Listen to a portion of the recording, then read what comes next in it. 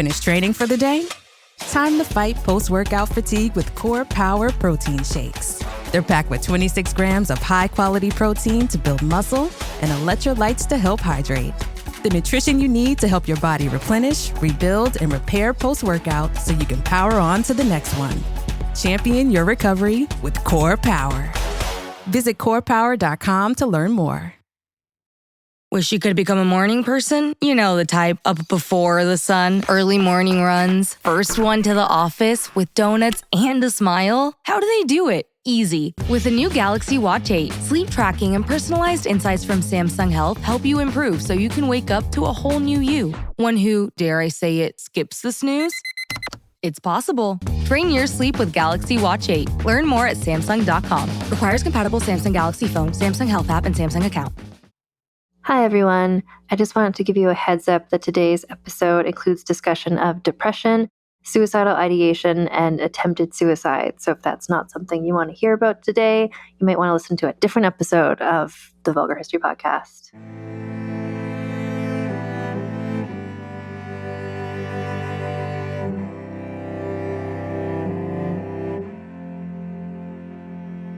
Hello and welcome to Vulgar History, a feminist women's history comedy podcast. My name is Anne Foster, and we are in the midst of Mary Shelley month. That's right, for the month of October, we're talking about the friends and family and lasting legacy of Mary Shelley, the author of Frankenstein. Today is part 2 of Mary Wollstonecraft. Mary Wollstonecraft, the mother of Mary Shelley. We started her story last week, and today we're going to conclude it. And my main source for this episode is a book called Romantic Outlaws, The Extraordinary Lives of Mary Wollstonecraft and Mary Shelley by Charlotte Gordon. A fantastic book. And it's like every chapter, it's like there's a Mary Shelley chapter and then there's a Mary Wollstonecraft chapter. And you really kind of see the similarities in the way that the mother's life influences the daughter. And so when we last left Mary Wollstonecraft, she decided to go to Paris because she was really moved by the concept of the French Revolution. She had some friends who had been kicked out of England who were living there. And she was like, you know what I'm going to do is go to Paris in the midst of like potentially the most gruesome part of the French Revolution. Because she, like the people who started the French Revolution, was a big believer in the concepts of like democracy and having a constitution and having everybody be treated equitably in society, which were the goals of a lot of the people who sort of were behind the beginning of the French Revolution. But as we talked about in 45 episodes last season, that's not quite how the French Revolution played out exactly. But so she was going to go to Paris with some friends. That fell apart. And eventually she's like, I'm just going to go by myself and be like a foreign correspondent. I'm going to write some stuff, like what I see, my observations about being in Paris, and then I'll send it back to my friend Joseph Johnson, and he will publish it because he's my guy, he's in my corner, and I'm a popular writer. So here we go. So she traveled by herself to Paris in December 1792. She caught a cold en route, which I feel like there's a lot that's relatable about this story, but like how many of us have caught some sort of cold or flu or COVID or whatever while traveling on an airplane or something. So she shows up in Paris. She's like sick. She's by herself. She's never really been by herself in a foreign country before. She went there because, well, all the reasons I just said, but the person that she was going to stay with was her sister's friend, Aline Philitas, so friend of a friend. She's like, I've got a place to stay. This is fine. Like some of the people who she admired, like some writers who maybe she had met at, dinner parties were there, but her only sort of true connection was this woman, Aline Philitas. So she arrived at the address that she had been given, which was 22 Rue Meslay, a side street, and she discovered that Aline and her husband had been unexpectedly called away. But she was expected, so the servants were like, oui, oui, bonjour, except they didn't say oui, oui, bonjour. They spoke with a very strong colloquial French language or dialect that was not the French language or dialect that Mary Wollstonecraft knew. So like she had studied like scholarly French, and they were speaking the French of like the people in France. Anyway, so she couldn't really communicate to them. But the house she was staying in, Aline's house, was grand residence, 6 stories high. It's like a beautiful house, probably the fanciest house Mary Wollstonecraft had been in since she was being a governess for that time in Ireland. And it was actually just a short walk away from the Temple, which was the medieval fortress turned palace turned prison, where at this point, December 1792, Louis XVI and his wife, Marie Antoinette, were being imprisoned at the moment. So that's the part of the French Revolution she arrived in. And she's like a stone's throw, literal people throwing stones all the time and wooden clogs and things from where the king and queen were actually being imprisoned. So she stayed indoors, just like recovering from her cold, not able to make herself understood or to understand the servants. She was, writing all her observations because that's her vibe. And she was like, I wish I brought like my cat with me or something. Remember when she made money, she adopted a cat. She's just lonely. Everything's kind of quiet and weird. Eventually, she became well enough to go outside. And she was like, great, I'm in Paris. This is going to be like Emily in Paris, or like in the summer term, Pretty in Paris. But it's Paris during the French Revolution, in the midst of the French Revolution. So the city to her, she described it as looking scarred. Like statues of the French monarchs had been torn down and smashed. So there's just like empty pedestals surrounded by like smashed up rocks. Iron railings had been ripped off windows so that people could have like makeshift pikes that people could carry as weapons. There were signs posted everywhere saying, don't cheer for the king. The revolutionary gang, the sans culottes, where they were marching all around wearing their big baggy palazzo pants. Everyone was wearing cockades. She saw that the sans culottes, I don't know all of them, some of them she saw were carrying like a flag, but instead of a flag, it was a pair of pants on top of a pike, and they would wave that at anybody who looked too fancy. She had been warned, don't speak English on the streets, because people didn't like English people right now. They believed all English people were either nobles in disguise or spies. She also had a really tough time finding her way around because the names of shops, streets, bridges, and even towns had been changed to eradicate any royal allegiances. So it was like the, King Street or like Louis Street or whatever, it had been changed to like Revolution Avenue. So she's like, I like this, like I support the revolution, but also there's not maps available. And so she had a really hard time finding her way around because everything had a new name. There's also a stone wall surrounding the city that if you didn't have the right paperwork, you weren't permitted to leave the city. So everyone was kind of trapped there. The streets were dirty, even compared to London at the time, which was also a pretty dirty urban situation. So in both cities, people would dump their chamber pots, their bathroom detritus out of the windows. But in London, there were like sidewalks. And in Paris, it was just streets. So it's just kind of like you're walking, there's carriages, people are like flinging pee at you. And also she was just like, there's not parks here. Like in London, there was parks. Like it was just kind of like, oh shit, this place is kind of smells like pee and everyone wants to murder everybody. She was shocked to see the contrast of the rich and the poor, just kind of how different it actually was from London and how kind of fucked up it was. It was also really hard for her to figure out the date and time because the revolutionary leaders had changed the clock and the calendar, which we've talked a few times in previous episodes on this podcast about. Like they started, it was like year 1 is when she arrived because it's like the first year of the revolution, even though I'm going to call it 1792. And so they changed the names of the days of the week. So Mary had learned the days of the week in French, like lundi, mardi, mercredi, but those were not the days of the week. So now there's 10 days per week. There were still 12 months, but each month was divided into 3 revolutionary weeks. They'd also changed to decimal time. So days were now 10 hours instead of 12 hours. Well, like 24, so I guess 20. Each hour was 100 decimal minutes, and each minute was 100 decimal seconds. So 1 hour was 144, like 60-second minutes. Anyway, there were new decimal clocks, which no one could read. So no one knew. Everyone was just kind of like stranded in dates and times and not really knowing what to do. And so just everybody was really paranoid, understandably, reasonably, because of the revolution that was happening on. No one really knew what was going on, right? There's not that we today can really verify what's going on either, but it's like there wasn't a news broadcast to explain like, here's what's actually happening. And so everything's just rumors at this point. So she couldn't tell what was true and what was not. So what she was hearing is like the king had escaped. The Austrians were invading the city. There's going to be a coup in the city. She didn't know what to believe and what to not believe. And she's still like, her French is still like developing. So she didn't know this person, but she knew that there was a literary Englishwoman living in Paris, Helen Maria Williams. Mary had actually reviewed Helen Maria Williams's book the previous spring for her job for the magazine that she worked for. And so Helen Maria Williams was living in Paris doing kind of what Mary herself was planning to do now too, just like writing reports of the revolution and what was going on. So she met Helen and they made friends right away. And she was able to learn what was actually going on, which was, at this point, King Louis XVI was going to go on trial the day after Christmas. And so the radicals there, the like English-speaking radicals, were all just kind of like, what do we think? Like, do we think the king, should he be executed? Or should they have like a constitutional monarchy? Should there be a republic? Mary Wollstonecraft herself, she was against aristocracy, she was against monarchy, but she felt empathy for the king and hated how much murder was going on. So she was against execution personally.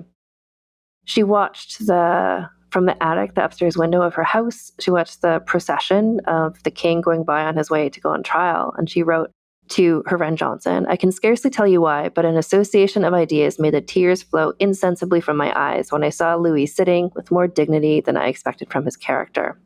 And she knew that this was an extraordinary event, to see a king going to trial just like an ordinary citizen, like this was world changing. And that kind of gave her energy. So she, wrote a bunch of notes for her eyewitness account of the revolution. And she had figured out pretty quickly that the new government, the revolutionary government, was just as corrupt as the previous government. It was beginning to seem to her the only difference in change from before until now was just a change in what the government was called.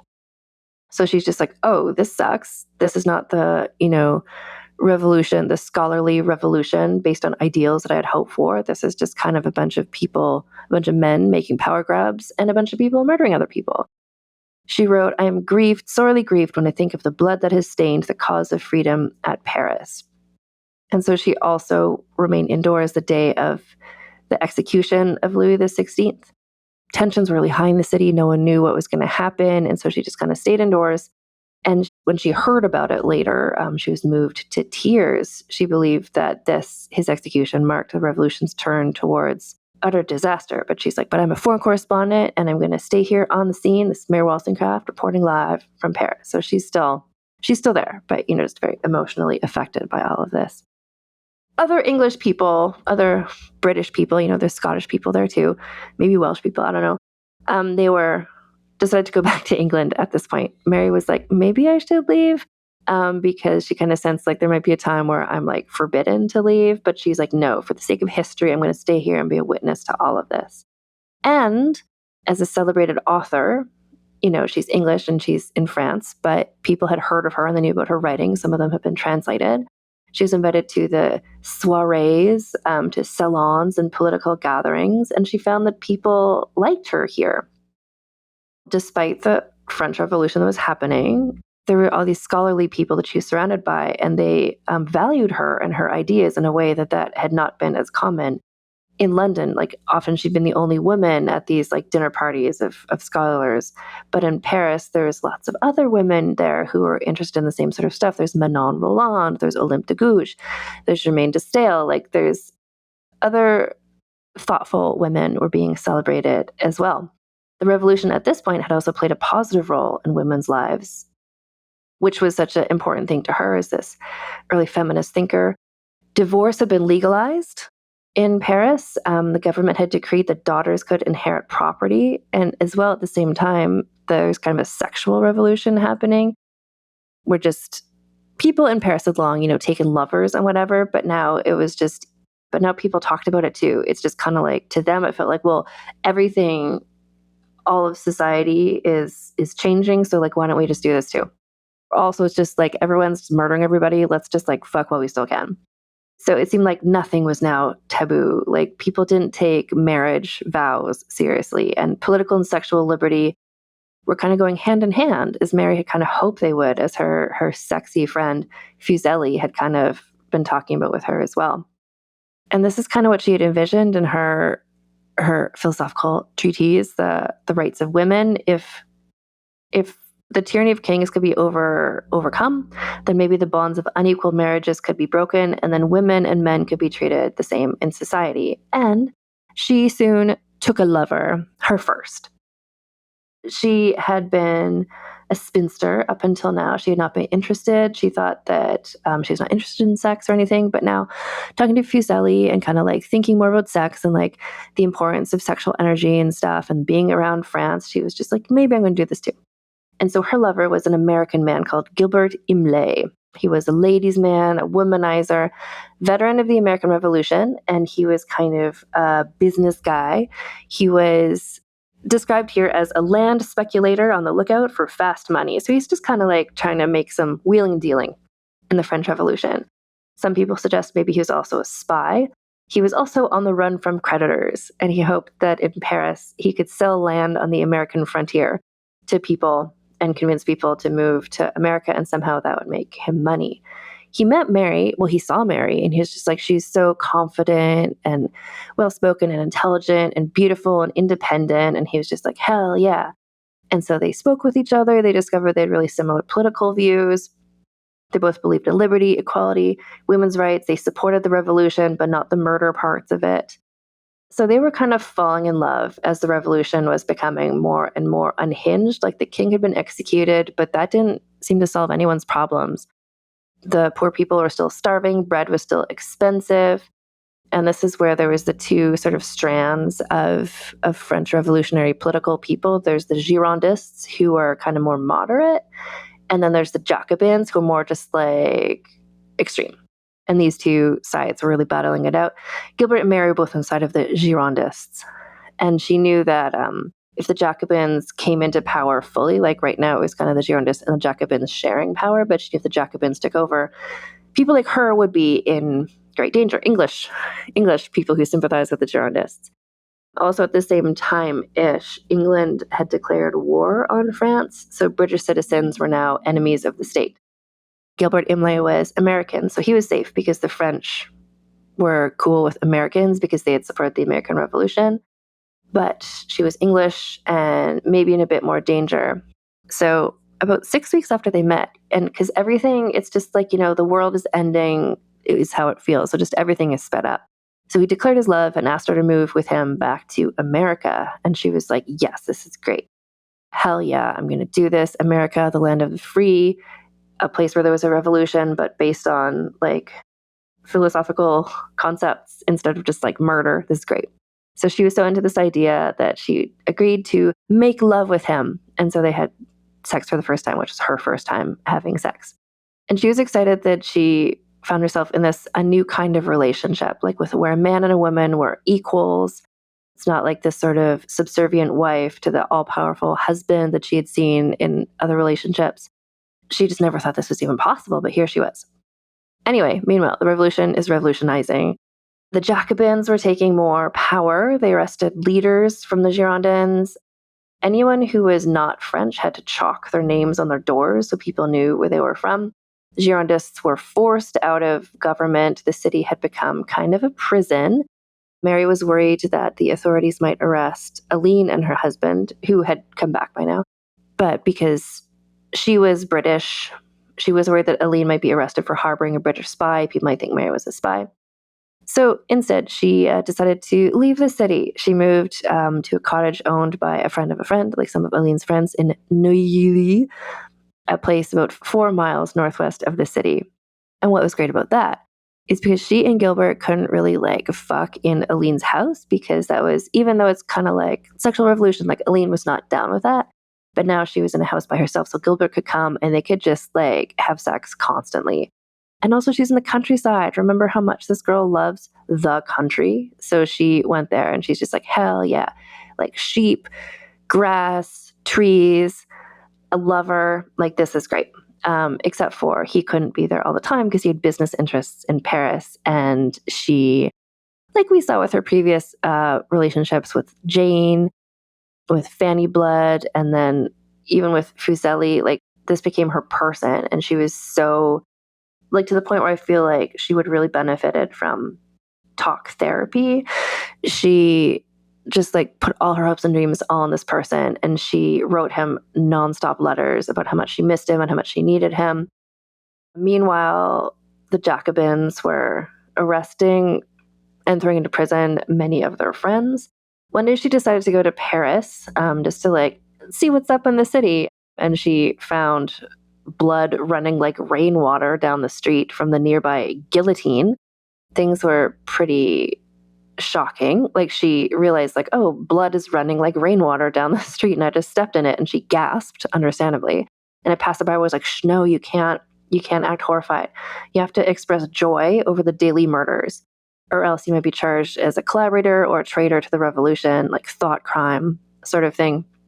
So she was like, maybe I should leave France, but I can't, because she's a foreign correspondent.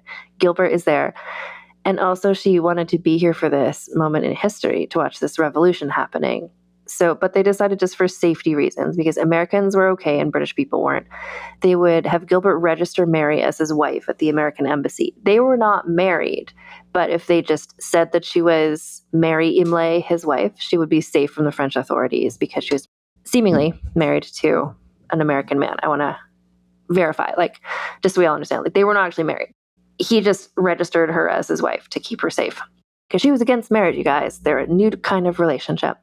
But also, in the eyes of the world, they were husband and wife, without her having to, what happened to a woman who got married at this point, she didn't have to forego any of her legal rights. But also, he didn't have to swear to, till death do us part, to love and support and protect her. By the end of the summer, she's like, okay, I can't be without Gilbert. I'm going to live with him in Paris. But soon after she arrived, he left for business. So she was alone in Paris now, and he was off in Le Havre overseeing his trading deals. And then Robespierre, who's in charge of the government at this time, kind of started going door to door, just like grabbing people. They're trying to find any remaining British people who are still in Paris. He locked 250 of them into a palace called the Luxembourg that had been converted into a jail, which was not far from where Mary was living. But again, she was okay, because on paper, she was the wife of an American. She witnessed the secret police going around just like kicking in doors, arresting people in public. And the attitude towards women suddenly took a sudden dramatic turn for the worst.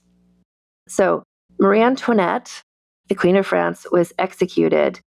She had been the scapegoat for everything for so long. With her murder, everything kind of got even more unsettled.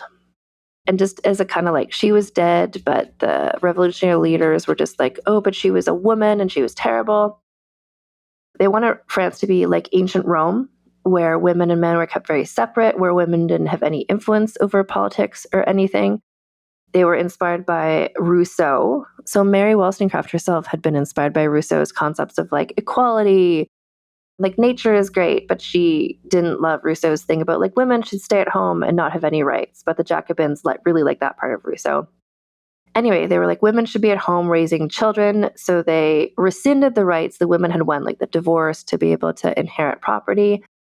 And women were no longer allowed to join revolutionary clubs or take part in political demonstrations. And Mary knew that it would be dangerous if she spoke out about this. So she just kind of hid away, mostly. The Girondists, who were still around at this point, this is like October 31st, were put to death. She fainted when she heard that this had happened. Those were a lot of her friends. And maybe she also fainted because she was now pregnant. Gilbert had not come back yet from Le Havre, so she's by herself. Like, she's somebody who's, emotionally needy, but also like understandably wants him there, because she's surrounded by like the murder of all of their friends, blood running down the street like rainwater. She's kind of panicked, and she's like, why are we not together? Is this not a relationship of like two equals? It seems kind of like we're not even in a relationship anymore. So he was like, okay, join me in Le Havre. So she did, and she worked to finish her writing. She was writing this thing about the revolution. She wanted to finish it before the baby came, and she finished it about a month earlier. And then she gave birth to a daughter. And when she was giving birth, she didn't call for a doctor or anything. I forget if she even had a midwife, but everyone was like, are you sure? Are you sure you can do this yourself? She's like, yes, of course. I've read all the books. I know all about, what's more natural than giving birth. And she did, and it was fine. So she had a daughter who she named Fanny, named after her dead friend, Fanny Blood. So Fanny Imlay is her daughter. She didn't hire a wet nurse either. She wanted to breastfeed Fanny herself, because that's the Rousseau thing. And she felt great pleasure at being a mother. And so she kind of settled into a routine with Gilbert, the two of them and their little baby. So, like, they're this cute little happy family at this point. Meanwhile, in the outside world, the French Revolution happening, the terror part of it, basically. So she's having this nice time, but she is still kind of like following the news from Paris as much as she could, which was that Robespierre ended up being overthrown in a dramatic coup. He was guillotined, and suddenly the terror was over, question mark. Paris was kind of like back to normal, sort of. And Gilbert went to London to oversee his business concerns there, leaving Mary in France. So she decided to go back to Paris, where everything seemed to have calmed down. So she took Fanny back to Paris, and they stayed in Gilbert's apartment. She missed him, obviously, a lot and wrote him a lot of letters, but she appreciated seeing Paris like slowly returning to life. People were walking through the streets, people were having a nice time, they were able to gossip without being worried about being arrested and stuff. She was glad to see that also the fashion, like clothing fashion, had changed. So what the vibe was now, so instead of, if you picture like the really ostentatious pre-French Revolution outfits, like the big poof wigs and the really wide hoop skirts and everything, like now everybody is just like, let's dress like ancient Rome and Grecian times. So women would wear sort of like diaphanous gowns that sort of would cling to your natural form, so not concealing your body shape. And Mary was like, hell yeah, because she had never liked those sort of artificiality, the lots of frilly outfits and stuff. She was like, this is so much more comfortable. You can move around so much more easily in these outfits without complicated and restrictive undergarments. Dresses also had these, like the empire waistline, like the higher waistline, so you could breathe really easily. You could walk because the skirts were wider, because there's like a slit in the skirt. Anyway, she was just like, she loves this new look. And also, she's like a tall, gorgeous woman, and these outfits really looked hot on her. So she had not earned any income for a year because she had been paid in advance for her French Revolution book, and she did not have another book yet to write. So, and she's by herself by this point, right? Gilbert Imlay off in England. So he had left instructions with a friend to provide her with funds, but she didn't want to take this money. She felt that would make her be like his mistress. She didn't want to be that sort of arrangement. And so she just tried to use the money she had left. She moved to a less expensive apartment. And then because she was by herself with no servants or anything, she had to carry the baby everywhere. So Fanny went with her to the marketplace to visit friends. Even just to go buy a newspaper down the street, she had to say no to lots of parties because she had this baby with her. She was exhausted, but too anxious to sleep. So her new lodging, she was staying with this German family, and which is like a husband and wife with children. And when she saw the husband helping the wife with the children, she was moved to tears because she didn't have help like that. Gilbert started writing like less and less letters to her, and the letters weren't really kind. She was so exhausted, she didn't have the time or energy to work, which for her would be writing. She didn't even have time to read a book. She eventually was like, okay, so she went to Gilbert's friend to ask for money. And this worked out well for her because he gave her enough money that she was able to hire a maid, who is a woman called Marguerite, who's going to be in the story to the end of it, because Marguerite is like ride or die. She's like great. She's down for anything. She was ready for adventure, and she was such a helper. So Mary was also able to hire a servant to do household chores, which meant that she was able to work a little bit, sleep, I hope. So this is the era when it's the Little Ice Age. Weather is chaotic and bizarre. So the winter of 1794-95 is the coldest on record ever, which fucked up all the crops. Bread became even more expensive. Meat became an unthinkable luxury. Wood was so expensive that people in Paris couldn't get wood to like burn their fires, but it's so cold, so they started just like burning their own furniture. Mary caught a cold that turned into a lung infection. She was worried that she was going to die and leave Fanny alone in the world. So she told Gilbert, like, she's nonstop writing him letters, right? And he's every now and then being like, hey, babe, like, how are you? And she would write these letters, these like extremely intense, passionate letters. Anyway, she told him, like, please, if I die, please let my German landlords raise our daughter. They seem like cool parents. Gilbert was like, why don't you just come to London where I am? And she's like, hell yes, like, let's be together. He loves me. This is great. So she weaned Fanny before she left France, because at this point, common wisdom was that nursing mothers were not supposed to have sex with their husbands. And she was just like, I'm going to go back there and I'm going to fuck Gilbert. And that's what's going to happen. So she went to England with baby Fanny, her maid Marguerite. But as soon as she saw him, she saw oh, he was cool with her. And I don't mean oh, he was cool with her. I mean he was cool. He was chilly. He was not seemingly super happy to see her there. Though he did say I've been renting this house. You can stay in this house that I've been renting with me. Mary taught Fanny how to say Papa, hoping that this would touch Gilbert's heart. And he was nice to the daughter, but he was preoccupied with business concerns at this point. He would go away every night and refused to say where he was going. And Mary, who is prone to depression and who is still dealing with, I would think, some postpartum stuff, her depression returned. She called this her dark mood.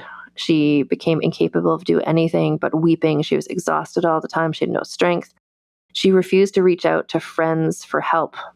Finally, of all the people to go to, she went to see Fuseli, her ex-crush, and he refused to see her. And that was kind of it. She's just life is not worth living. So a month after her 36th birthday, she tried to kill herself. She swallowed a lethal amount of laudanum, which is opium mixed with alcohol usually. So she had written to Gilbert being hey, guess what? I'm killing myself. And so he rushed to her and found her, and he sent for a doctor who basically pumped her stomach, and she was saved. And a few days later, she had a few days to recover from this traumatizing suicide attempt, Gilbert was girl, I have an idea. I'm having some trouble with my business in Scandinavia. Could you figure out some business issues? Can I send you there on my behalf? Which is a bananas thing to suggest to a mother of a toddler who's in depression and just tried to kill herself. But Mary was this is great. If I do this, then he'll love me again. So she was this is actually a promising development and I will do this. Yes.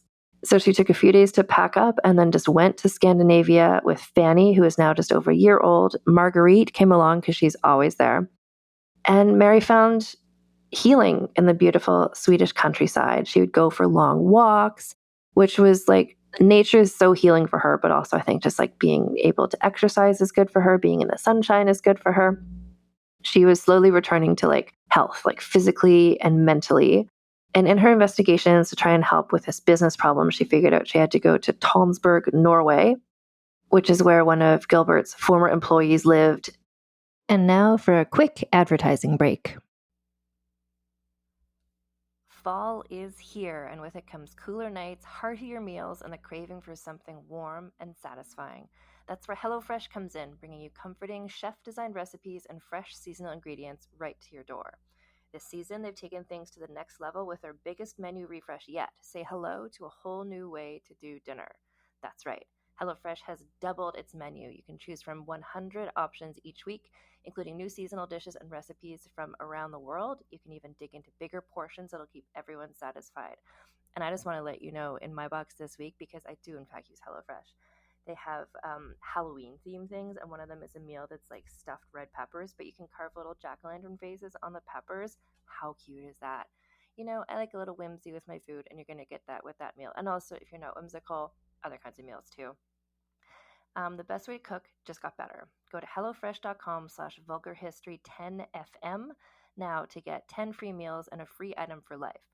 One box with active subscription. Free meals applied as discount on first box. New subscribers only. Varies by plan. That's hellofresh.com/vulgarhistory10fm to get 10 free meals and a free item for life. You chose to hit play on this podcast today. Smart choice. Progressive loves to help people make smart choices. That's why they offer a tool called Auto Quote Explorer that allows you to compare your Progressive car insurance quote with rates from other companies. So you save time on the research and can enjoy savings when you choose the best rate for you. Give it a try after this episode at progressive.com. Progressive Casualty Insurance Company and Affiliates. Not available in all states or situations. Prices vary based on how you buy. If you've shopped online, it's extremely likely that you've bought from a business powered by Shopify. You know that purple Shop Pay button you see at checkout? The one that makes the process from, I think I'm ready to buy, to, I can't wait till it gets here, so incredibly easy? That's Shopify. And there's a reason so many businesses sell with it, because Shopify makes it easy to start and run your business.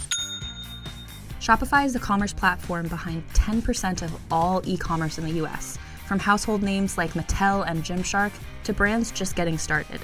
It gives you a leg up from the very beginning, with hundreds of beautiful, ready-to-go templates to express your brand style, so you don't have to spend time coding a website. Shopify allows you to tackle all the important tasks in one place, from inventory to payments to analytics and more. Plus, they have built-in marketing and email tools to help find and keep new customers, so you can easily spread your brand's word. And did I mention that iconic purple Shop Pay button that's used by millions of businesses around the world? It's the reason why Shopify has the best converting checkout on the planet. Your customers already know it, love it, and actually use it. If you want to see less carts being abandoned, it's time for you to head over to Shopify. Sign up for your $1 per month trial and start selling today at shopify.com/realm. Go to shopify.com/realm. Shopify.com/realm. Fall is my favorite time of the year, and whenever it comes around, I'm making sure I'm bringing out my softest blankets, I'm making my favorite soups, really any excuse to use my immersion blender, and just generally making small adjustments in my day-to-day life to reflect the coziness and inherent transitional nature of the season. I love switching things up this time of the year, and that can include updating your makeup look. From a simple just gotta get out the door routine to festive fall glam or maybe even a Halloween look, Thrive Causemetics is your go-to for completing any fall look. Plus, every product is 100% vegan, cruelty-free, and made with clean, skin-loving ingredients that work with your skin, not against it. My personal favorite product that I absolutely recommend adding to your makeup bag if you haven't already is the Liquid Lash Extensions Mascara. It's the only mascara I wear anymore. I have it in a brown shade, which just feels a little less harsh than a black mascara. And it's a tubing mascara, so it doesn't run or smudge, and it just makes my lashes look so beautiful and long without any clumping. My favorite part, because I got so tired of working hard to get every last bit of makeup off when I was using other mascaras, when it's time to take it off, it just slides right off with warm water. And something I love about Thrive Causemetics is that purchasing their products does more than enhance your own glow. With every purchase, Thrive Causemetics makes a donation to numerous causes, and they've given over $150 million in product and cash donations to more than 600 giving partners, so it really is beauty with purpose. Whether you're doing a total overhaul or just making the tweaks in your life to feel in line with the season, complete your fall look. Go to thrivecausemetics.com/thrive for an exclusive offer of 20% off your first order. That's Thrive Causemetics, CAUSEMETICS.com/thrive.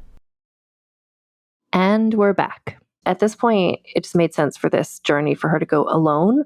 So she left Fanny with Marguerite, and this was the first time she'd ever been apart from Fanny since Fanny had been born. And while there, she was not able to solve Gilbert's business problems, but traveling and being on her own and like being away from her daughter, like she was able to kind of rest and like remember who she was and stuff and be in nature. She had the energy to think and write again. Regrettably, with this newfound energy, she had the energy back again to try and win Gilbert's love, which is like she kind of got over him. And then she's just like, no, I'm better now. And I'm going to fight even harder for him. But when she arrived back in Sweden, Marguerite was like, hey, here's 3 letters Gilbert wrote while you were away. In these letters, he broke up with you. And she's like, no, I don't take no for an answer. And so she returned to London. So Gilbert had rented her a new house just for her and Marguerite and Fanny, but he would not live in the house. But he had gotten also a full staff for this house. So like she's set up there, but she's just like, but I need Gilbert. Like this is my like obsession.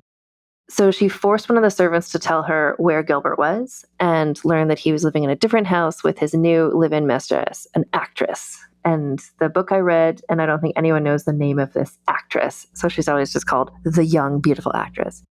So Mary went right to that house and she's like, hey. And so she met the actress and she's like, here's my proposal. What if I move in with you two? So Fanny can have her father nearby and we can all just like have this cool, interesting, different relationship. You know, it's the Revolutionary era, etc. The actress was like, fuck no, and kicked her out. And Mary decided again to kill herself. She wrote a letter to Gilbert explaining what she wanted to have done. She wanted Fanny to be sent back to France to be raised by those German people she had met. Marguerite should be given Mary's clothes, and she also vowed in this letter that her ghost would haunt Gilbert to remind him how shitty he was to her. So she kissed Fanny goodbye and left her with Marguerite, and then she went to this place called the Putney Bridge. So it was pouring rain, and the Putney Bridge was kind of known as a place where people often would attempt or complete suicide by jumping off this bridge. So she was drenched from the rain, which she was like, this is good. It makes my dress heavier, so it'll like sink even better into the water. And so she stepped off this bridge, but the Royal Humane Society had recently developed a policy of they knew that people jumped off this bridge a lot. And so they paid rewards to people who rescued people who tried to kill themselves. So Mary had thought that there wasn't anybody around, but in fact, there was 2 fishermen on the lookout for a suicide because they wanted the money they would get from saving them. So they ran out to get her. Within a few minutes, they got her on their boat, they resuscitated her, and then they dropped her off at the nearest tavern where they collected their reward. And Mary is just like, what is happening? The tavern keeper's wife sort of tended to her, like wrapped her in warm blankets, removed her wet dress. And within a few hours, somebody came to pick her up, not Gilbert, but instead it was this woman called Rebecca Christie, who had been friends with Mary in France. And Mary had been supportive of Rebecca when Rebecca was going through it back in France because her husband was having an affair. And Rebecca was like, girl, come with me, like, come back to my house. She sent for Marguerite and Fanny. And so she's just staying with Rebecca and just like getting it all, like, you know, becoming healthy again, recovery from the situation. And so Mary, once she had her strength with her, she she wrote a letter to Gilbert being like, here's what we should do. Gilbert, we should all live together. You, me, your mistress, Fanny, Marguerite, let's all live in a house together. And Gilbert's like, okay, fine. So she moved in with them. The actress is like, what is happening? And so Mary sort of was like, the actress was younger than her. Mary's like in her 30s at this point.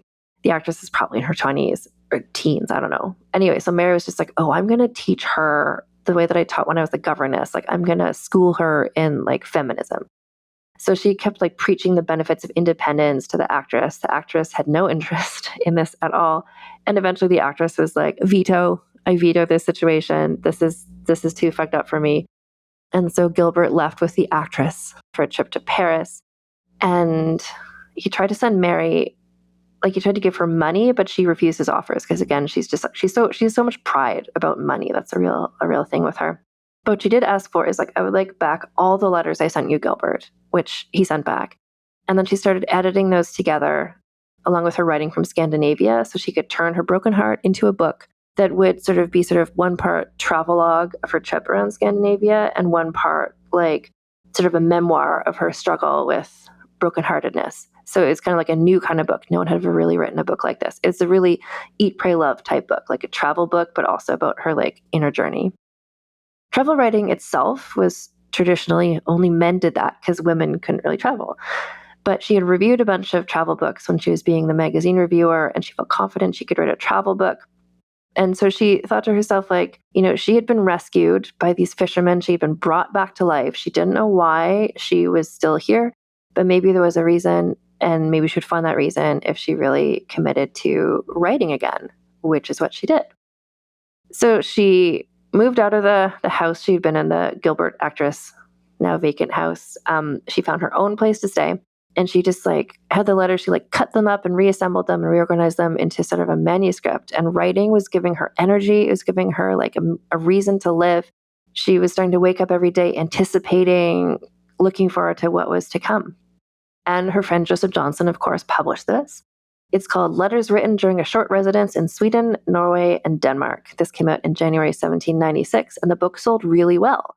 It earned her more money than any of her previous books. It got translated into German, Dutch, Swedish, and Portuguese.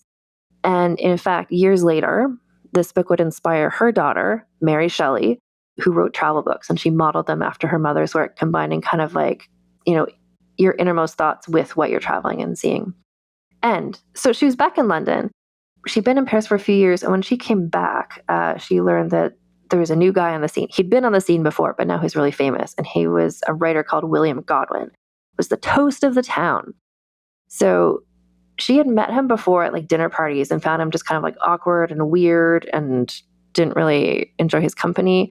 But he had become really famous because 12 radical intellectuals had been arrested for treason in 1794 because they had proposed like legal reforms. And this is a time in English history where it was illegal to criticize the monarchy or the government, and these guys did. But William Godwin published this article defending them, which was really brave because it was like they'd been arrested for treason. Him defending them could be kind of treason also, but this really stirred public outrage and led to the 12th Amendment actually being released. And so he was hailed as this hero for his commitment to political freedom. And he remembered her also at this dinner party they'd been at a few years ago. Like, she had found him really like quiet and weird and awkward, and he had found her like overly talkative and annoying. So there's no reason for them to want to reconnect at all, except they have a mutual friend called Mary Hayes. And Mary Hayes is like, this is my one best friend, and this is my other best friend, and I want them to be friends with each other. She was kind of setting them up. So she insisted that they both come to her house for tea, and they did. And they met each other again, and they saw that both of them had developed over the years they had not seen each other into people who got along a lot better. Mary was kind of more chill after having lived through various tragedies. She was less like strident. And Godwin was a bit more, he had developed some more social skills. He was a bit less like pedantic. And they were like, huh. And they kind of got along. Godwin was like, she's interesting and also beautiful in her like Grecian style dress. And so he purchased a copy of her book, her travelogue, and he thought it was great. He was captivated by her writing style and by what she wrote about, how she wrote it. Mary, however, still hung up on Gilbert, but she was like, I have to get over this. I need to move on from this like obsession I have with Gilbert. And so in a way that I know people have done this too, sometimes it's good to just like physically remove yourself from a situation to really officially get over somebody. It's like deleting them from your phone, stopping following them on Instagram. So she and Fanny went for a trip to Berkshire to visit some friends in the country, always so healing for her. She replenished her energy.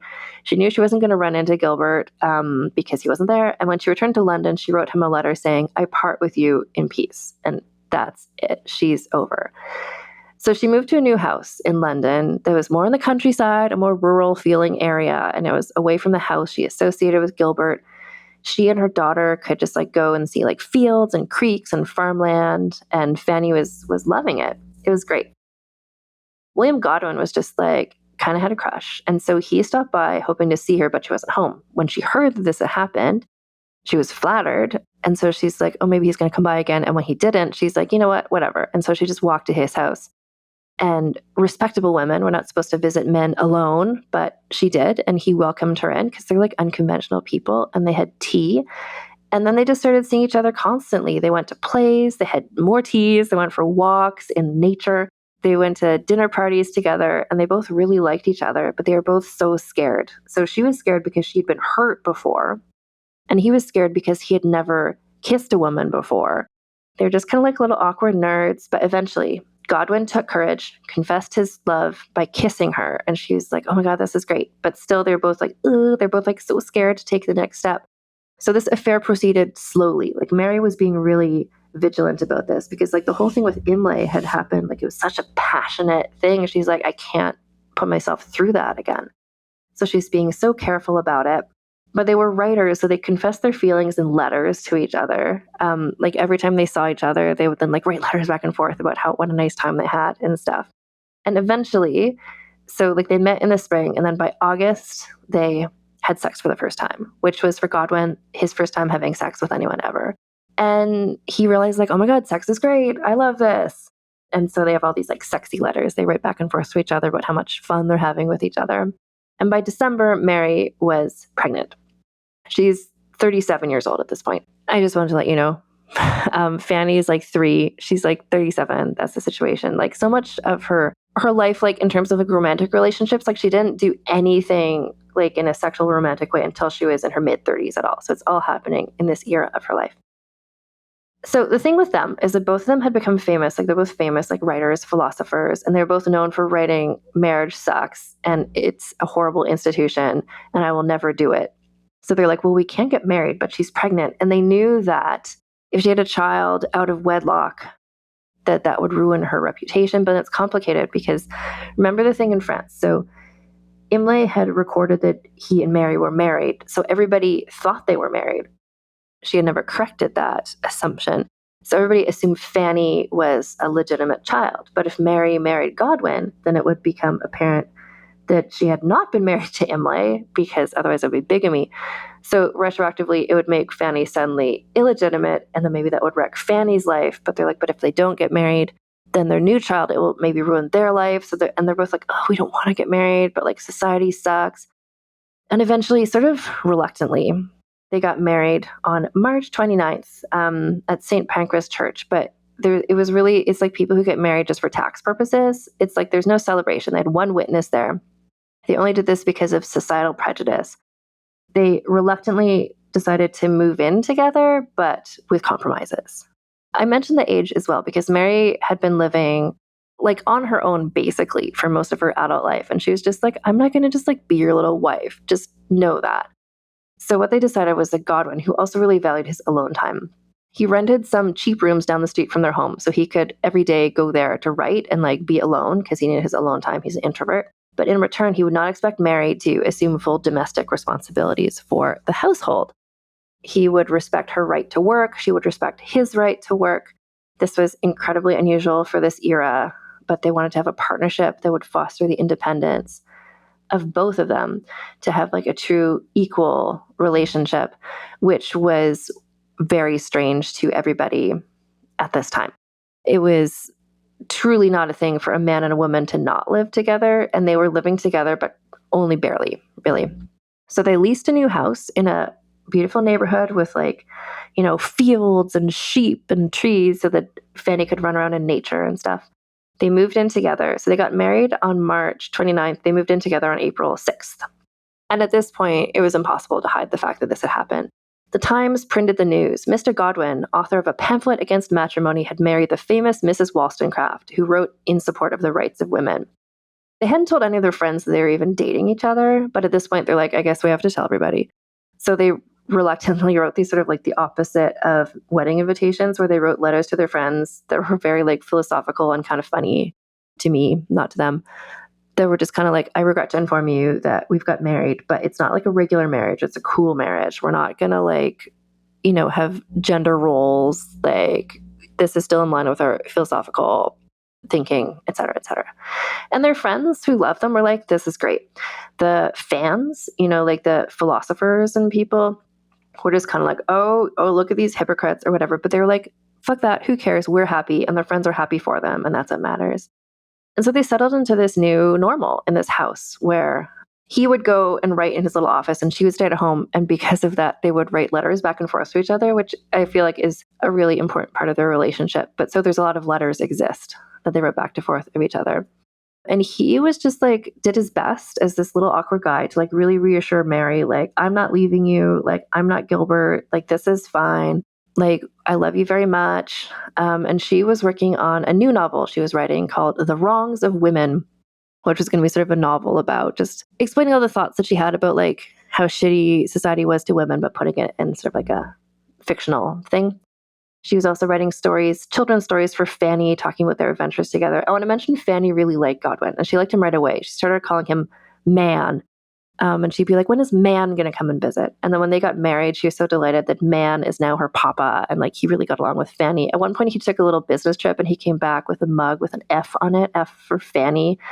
Like he was the father who was stepping up for her.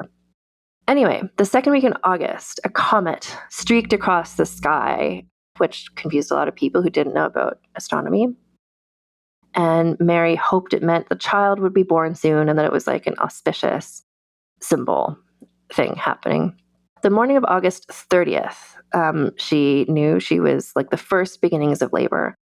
But she's like, oh, but this will take a while. And like, you don't need to be here for Gilbert. So he like went, no, sorry, not Gilbert, Godwin. Godwin went down the street to his office and he like did his usual writing.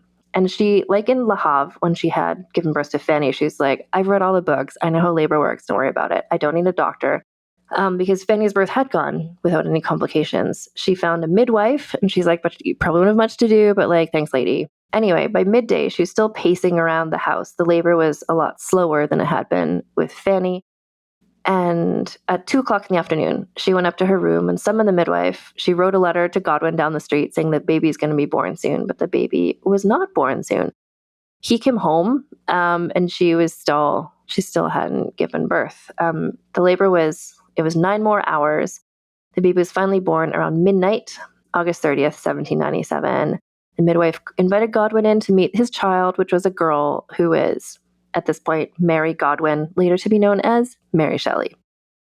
Mary Wollstonecraft, this was such an ordeal physically for her. She was too tired to speak, but he stayed by her side, holding their daughter and just being so thrilled and so happy. Just being wow, this child is a representation of our relationship and our love. Eventually, the midwife shooed him out because Mary still needed to deliver the placenta, which is a part of birth, the birth process. But after 2 more hours, she had not delivered the afterbirth, which meant that she was a person would be now, would be at risk of developing an infection if the placenta is still inside. So Godwin rushed. He got a doctor. I don't know how he chose this guy, but he found a guy called Dr. Poignard, who came back, and Poignard went right to work. He's the placenta's inside. I will rip it out with my unwashed hands, without any anesthetic, which caused Mary the greatest pain she had ever experienced. After many hours, yikes, he was okay, I extracted all the placenta. Everything's fine. I'm just going to leave, and I'm going to not wash my hands. Mary was finally able to sleep, and everything seemed okay. So Godwin summoned another doctor. I don't know where Dr. Poignard came from, but he summoned a better doctor called an old friend of Mary's called Dr. Fordyce, who stopped by to check up and make sure she was okay. And he was yeah, no, I think Mary's recovery is going to go fine. Don't you worry about a thing. And so they went to sleep that night, just happy, contented, in love, delighted with their new family. Fanny got to meet her sister. She came in and got to give her a kiss. She was staying with family friends while this was all happening, but it's just oh, look at this cute little family. So the next 2 days were just restful, happy days of just snuggly little family. But Mary soon developed a sudden fever. She started shivering so acutely that her iron bed bumped across the floorboards, rattling the whole house. Not looking good. So Godwin called for Dr. Fordyce. Again, Dr. Fordyce pretty quickly diagnosed what was going on. Puerperal or childbed fever. So I asked a modern day obstetrician friend of mine for her take on this situation. And she unofficially, she was not there. But yeah, childbed fever is what she said too. So this is caused by group A strep from unwashed hands. This was common and lethal in many historical eras where doctors didn't wash their hands. Nobody washed their hands. People didn't know about germs. So a doctor might go and dissect a dead body in an autopsy and then not wash their hands and then come and then pull some placenta out of a woman and just pass along this infection. So the cause, I don't know. Another doctor at this time wouldn't have behaved differently, but Dr. Poignard would never know that it was his unwashed hands that caused this infection that was causing all these terrible things to happen. So this condition, retained placenta, does still happen today to people who give birth, and doctors still remove the placenta with their hands, but they do this under sterile conditions and give antibiotics. So it's not so deadly anymore if a doctor is helping you. Anyway, so the baby Mary Shelley, was sent off to join Fanny with the family friends because Mary Wollstonecraft not thriving at this point. She was pale, she was underweight.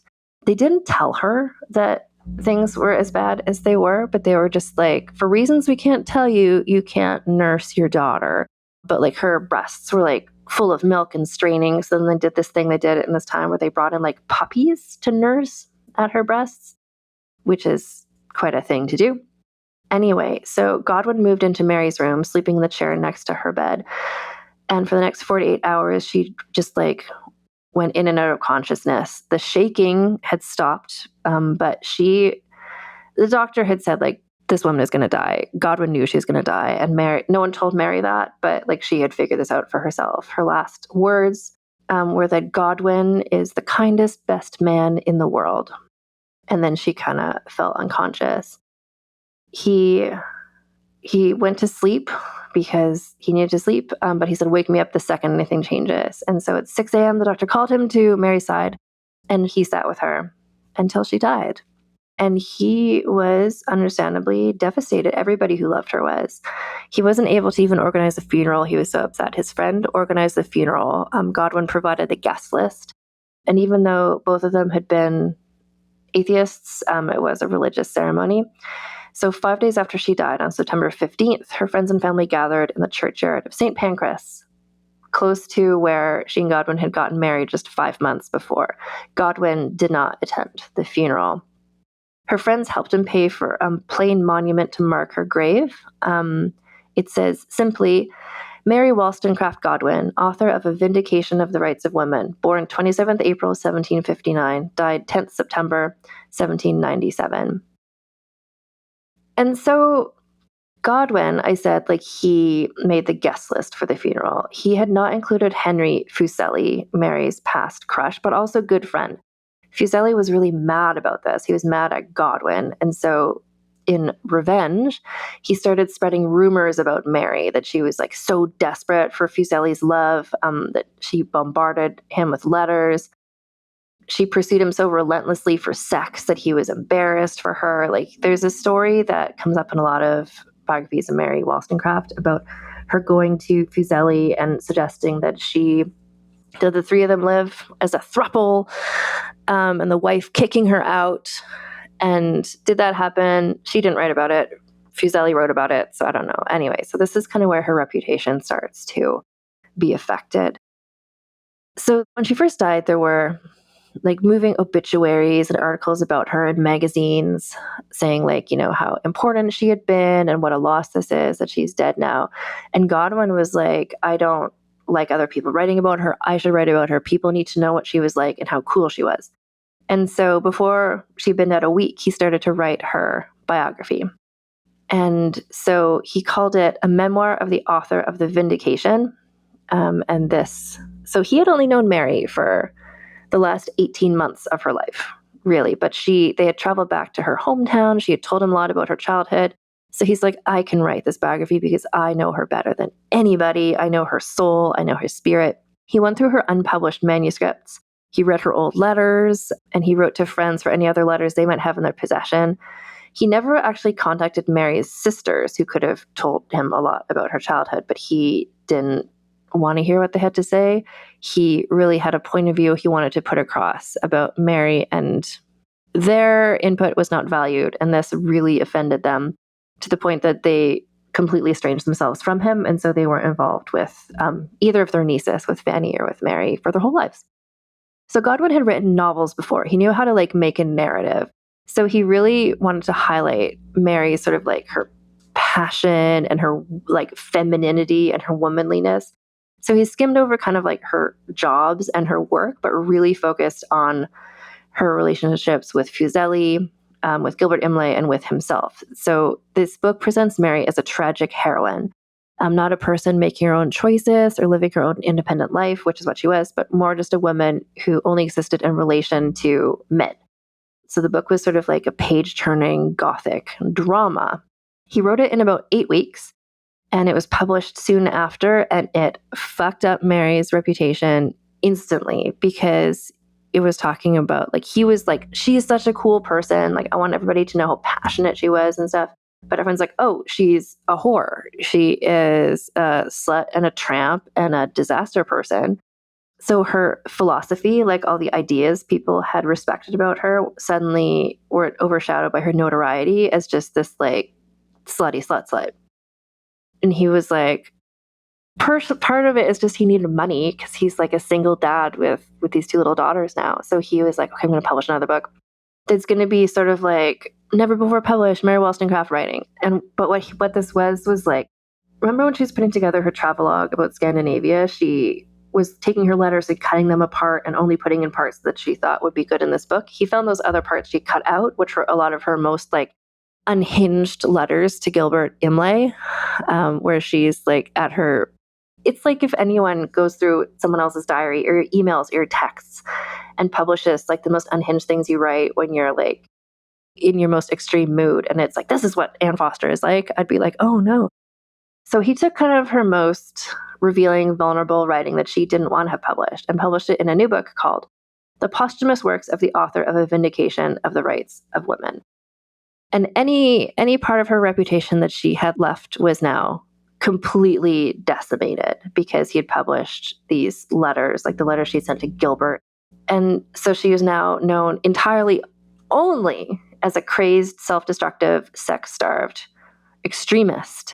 Experts warn parents, don't let your daughters read Wollstonecraft's books. Her words could promote suicide. It could make girls turn into whores. It could destroy the very fabric of decent society. And so, like, her reputation was demolished by this.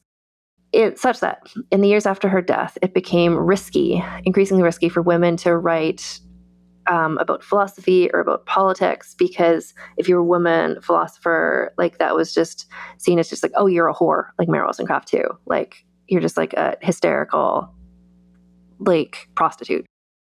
So anyone following in her footsteps risked being called a whore, reputation ruined, and it was like that for a really long time. Her tombstone is still in the graveyard of Old St. Pancras Church, but her remains were moved to Bournemouth in 1851 so that she could be buried with her daughter, Mary Shelley. And so in terms of her reputation, so she died, 1798?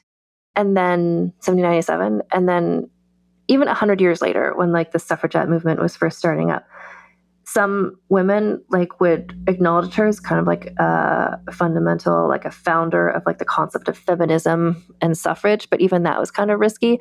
But women who are fans of hers, like, fought for her reputation. Virginia Woolf was a big fan of hers, but really she didn't start getting taken seriously as a writer again, because she was taken seriously as a writer before Godwin wrote these things, until, like, the 1970s, when kind of, like, feminist thinkers of that time started re-examining her works on their literary merit and looking at her life and not just taking for granted the way that Godwin had portrayed her. Such that when it was the 200th anniversary of the vindication of the rights of women, there was a huge, like, international celebration about it. Like, she's now included, she is thought of as an important writer of this time. It's an important like, grandmother of the entire of feminism generally, and she is much more respected now. Like, her work is included in, like, women's studies classes and philosophy classes and stuff. So finally. And then I wanted to also mention this bad statue. So there's this sculpture for Mary Wollstonecraft. It's called A Sculpture for Mary Wollstonecraft. It's a public sculpture celebrating her, and it's in Newington Green in London, which is where she was a little kid. It is made by the British artist Maggie Hambling. It was unveiled in 2020. And so this statue, what it is like a naked woman emerging out of sort of this big glob of, like, organic matter. This quote is written on it: "I do not wish women to have power over men, but over themselves." So this statue did not go over well. Some people thought, like, is this a giant nude statue of a nude Mary Wollstonecraft? Like, do we not just get over this thing about, like, she was an important thinker? She's not just a whore? But the campaign behind it says it's a sculpture of an idea. The artist wanted this figure, the nude woman, to represent an every woman, and this statue signifies the birth of the feminist movement rather than depicting Wollstonecraft herself. And one of the reasons why the statue was commissioned was because there's so many more statues of men than of women in England. And statues that there are of women in England are mostly like an allegory. It's like a woman and she represents freedom or whatever. But this, so it's like, we want a statue of Mary Wollstonecraft. But it's like, well, this isn't a statue of Mary Wollstonecraft. Anyway, Hambling defended her work, saying the figure was not created to look like Mary Wollstonecraft, but she thought the clothes would have restricted her. Statues in historic costume look like they belong to history. It's crucial that she is of the now. And that, so it's just, that's the statue of Mary Wollstonecraft. So as I like to do in all the episodes of this podcast, we're going to give Mary Wollstonecraft a score in 4 different categories. The first category is scandaliciousness. How scandalous was her life in the context of the world and era she lived in? And I think it was highly scandalous. I think being a writer, being for such a long time like a woman supporting herself, being a radical, having a child out of wedlock, and then not marrying the husband, like having this unconventional relationship with Godwin. Like I think she's going to Paris. Like everything she did was, and then even not discounting the way that she was thought of later on, like I just think her scandaliciousness is quite high. I'm going to give her, I think, 7 of scandaliciousness. The next one is scheminess. And for her, she wasn't coming up with schemes. Like even when she was like throwing herself at men, she wasn't like trying to trick them to be with her, but she was just like, her scheminess is just like getting a job, finding work, finding books to write, like finding a way to support herself. I'm going to give her 5 for scheminess. Her significance, I think, is 10. I think she was very significant in the era. I think she's such a significant philosopher, writer, figure to all of history. And the 4th category is sexism bonus, where it's just like we give points for how much did sexism and misogyny hold this person back. And she gets a straight up 10 for this because she documented this herself. Like she wasn't able to go to as good of a school, like without a husband or a father figure to be supporting her. Like her life could have been so much easier if she didn't have to put up with this bullshit all the time. And then especially the way that her legacy and her reputation was affected by the sexism of her husband. So let's see. So this is a total score of 32 for Mary Wollstonecraft. In terms of our scandaliciousness scale, which is where I put all the people who we've scored on this podcast, if you can see the whole thing if you go to vulgarhistory.com, there's a thing there of the scores. You can see how everybody does. But I'm just saying, you know what? You know who else is a 32? Marie Antoinette. So another significant figure of this period. Let's see, also with the 32, Sally Hemings, the American person. So people of this era getting a 32. And that's where she lands on the scandaliciousness scale. So we're in Mary Shelley month, and the next episode coming out actually in a few days is going to be Mary Shelley herself, telling a story of Mary Wollstonecraft's daughter, Mary Shelley, who really lived in the shadow of her mother and who her mother was, and this weird reputation that her father created for her mother. And for Mary Shelley really trying to kind of live up to what she thought her mother would want her to be like, which affected some of her decisions in many ways. So I do also want to mention I have written a book like Mary Wollstonecraft. I am a writer. And my book is called Rebel of the Regency, The Scandalous Saga of Caroline of Brunswick, Britain's Uncrowned Queen. It's available for pre-order in Canada and in the USA at any bookstore, any website that sells books. You can get all the links to buy it at rebeloftheregency.com. If you're looking forward to reading it, you can add it in your to be read on Goodreads and on Storygraph, and you're on NetGalley, you can request it there as well. So again, get all the info with the book at rebeloftheregency.com. And if and when you do pre-order it, if you send me a picture of the receipt, then you can get some gifts from me. Like you can get a free year's membership to my Substack, a free year's membership to my Patreon, and a Caroline of Brunswick digital paper doll. And you can submit your receipt as well. There's a form at rebeloftheregency.com. So yeah, Mary Shelley month. Next time we're going to be talking about Mary Wollstonecraft's daughter, Mary Shelley. Can't wait to get into that with you. So until next time, keep your pants on and your tits out. Vulgar History is researched, scripted, and hosted by Anne Foster. That's me. Editor is Christina Lumagi. Theme music is by the Severn Duo. Transcripts of this podcast are available at vulgarhistory.com by Aveline Malik. You can get early, ad-free episodes of Vulgar History by becoming a paid member of our Patreon for as low as $1 a month at patreon.com/AnneFosterWriter. Vulgar History merchandise is available at vulgarhistory.com/store for Americans, and for everyone else at vulgarhistory.redbubble.com. Follow us on social media at vulgarhistorypod and get in touch with me via email at vulgarhistorypod@gmail.com. When they were young, the 5 members of an elite commando group nicknamed the Stone Wolves raged against the oppressive rule of the Craterakian Empire, which occupies and dominates most of the galaxy's inhabited planets. The Wolves fought for freedom, but they failed, leaving countless corpses in their wake. Defeated and disillusioned, they hung up their guns and went their separate ways, all hoping to find some small bit of peace amidst a universe thick with violence and oppression. 4 decades after their heyday, they each try to stay alive and eke out a living. But a friend from the past won't let them move on, and neither will their bitterest enemy. The Stone Wolves is Season 11 of the Galactic Football League science fiction series by author Scott Sigler. Enjoy it as a standalone story or listen to the entire GFL series beginning with Season 1, The Rookie. Search for Scott Sigler, Sigler, wherever you get your podcasts. Hey, Michael. Hey, Tom. Okay, so you want to tell him, or you want me to tell him? No. I got this. Yeah, People out there, Yeah. People, lean in. Get close. Get close. Listen, here's the deal. We have big news. We got monumental news. We got snacktacular news. Yeah, after a brief hiatus, my good friend Michael Ian Black and I are coming back.